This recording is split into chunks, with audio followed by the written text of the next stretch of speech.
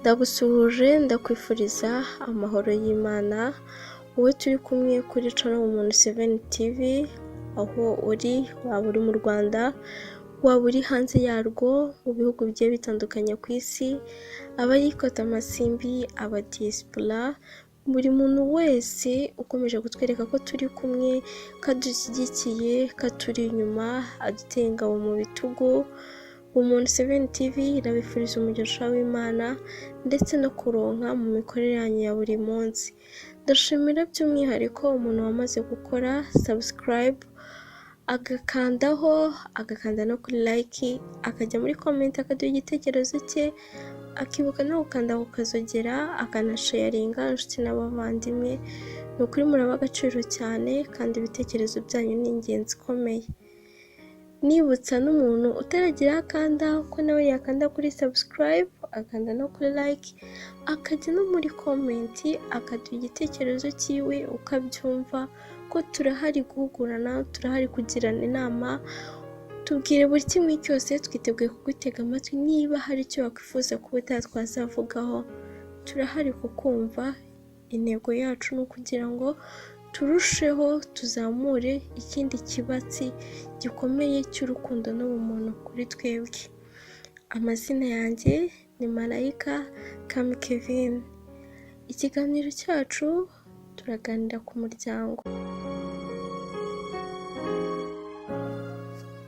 Umuryango ni igicumbi cy'umuco n'uburere ndetse n'ikinyabupfura, kandi umuryango ni naho buriya ipfundo ry'ingobyi nziza y'igihugu, niho rikomoka, niho bitangirira.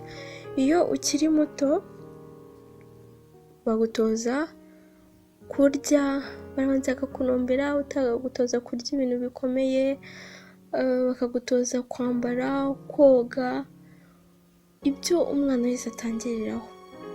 Biriya kugira ngo ubikomezanye, kugira ngo ubikurane, hari isoko yabyo, hari aho biva. Kugira ngo ubashe gukura waguka buri munsi, hari aho bituruka.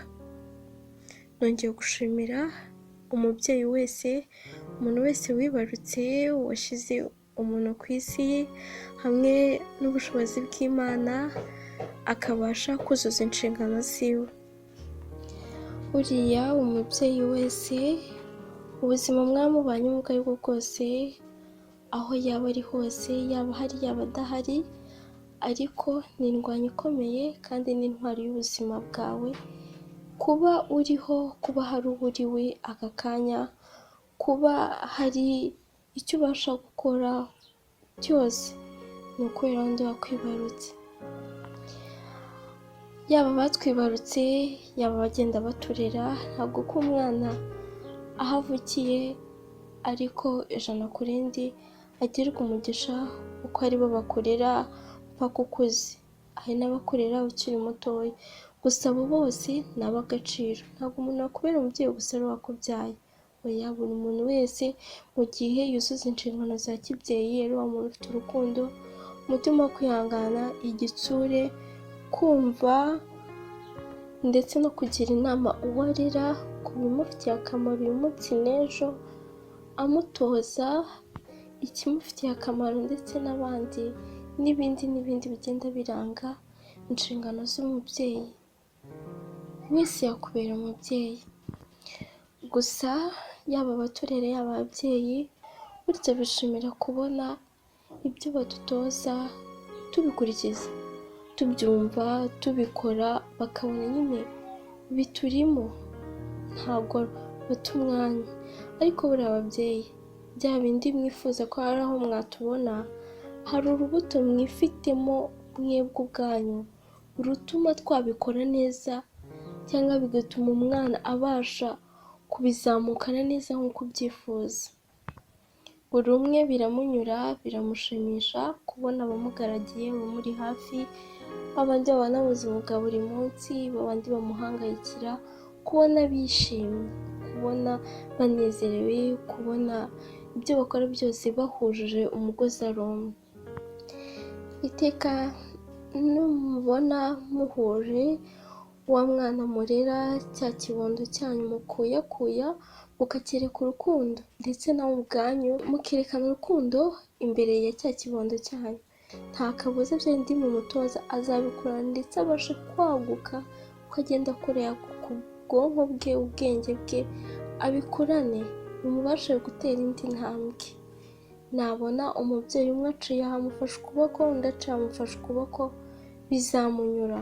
Cyangwa niba afite na wa mubyeyi umwe, amweretse urukundo, amweretse ko amwiteyeho, amuteze amatwi, yanakora ikosa akamwereka ko ari kumwumva kugira abashe ko barikosora, ntamwereke ko byacitse.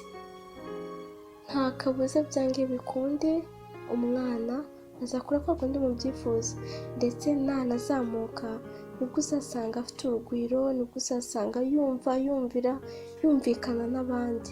Nta handi biva, ni hahandi hasi.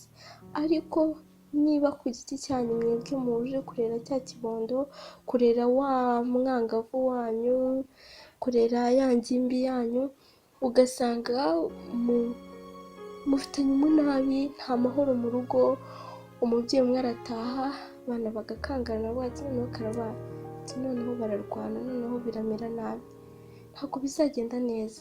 Na bya bindi muzaba mwaramutoje ari kuzamuka, gutera intambwe, iki ibindi byenda bikurikiraho azabishyira hasi, handi atazabikomezanya, hahandi azumva nayo ko ubuzima ari ukwigenga, ari ukuvuga nabi, hahandi azumva ko ibintu byose ari amahane. Cyangwa ngo ubone ngo abashyitsi barabasuye, muberetse urukundo, muberetse ko mu rugo ari amahoro, ndetse muberetse ko ibintu byose, abana, iki byose ari imigisha gusa, nta munabi ubirimo. Bamara kugenda ugasanga muracecekana n'amagambo, haravamo imirwano, haravamo gukubita abana, haravamo umushiha.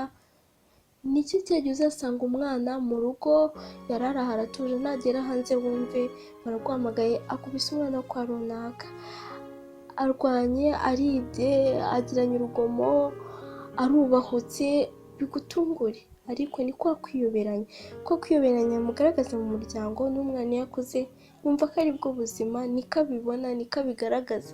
Ntabwo buriya ikosa ari iry'umwana, ahanini riva ku mubyeyi. Ni byiza ko mwagirana ibibazo mukabikiranura, mukareba ukuntu mubyorganiza hagati yanyu. Baca umugani ngo ntazibana zidakomana amahembe. Na cya gihe amahembe yanyu yakomanye, mumenye ukuntu mwiyoroshya, mwese buri wese yiyoroshye, mwumvikane, mushake umutima uri kumwe.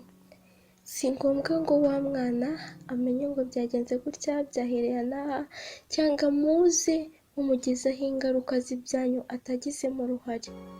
Aho ni cya gihe azakura akumva ko nagirana ikibazo na mugenzi we ari ukuvugira hejuru, atamwegera ngo amubwire, ari uguhita amutombekera aho amusanze aho ariho hose.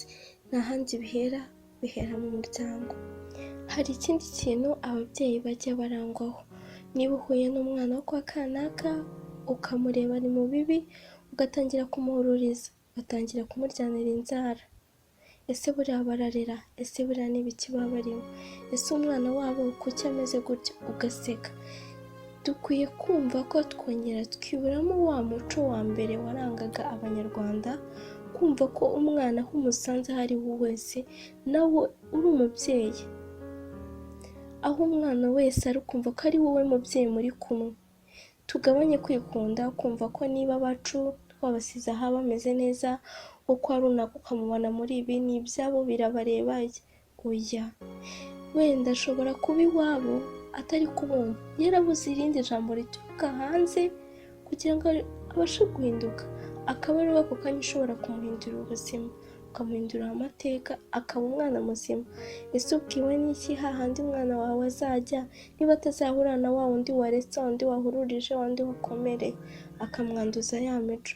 Wari ufite ubushobozi bwo kumwegera ukamubwira, bikabasha kuba byaratakaye hakiri kare. Erega buriya buri muntu wese yakumva bitewe n'uburyo wamwegereyemo.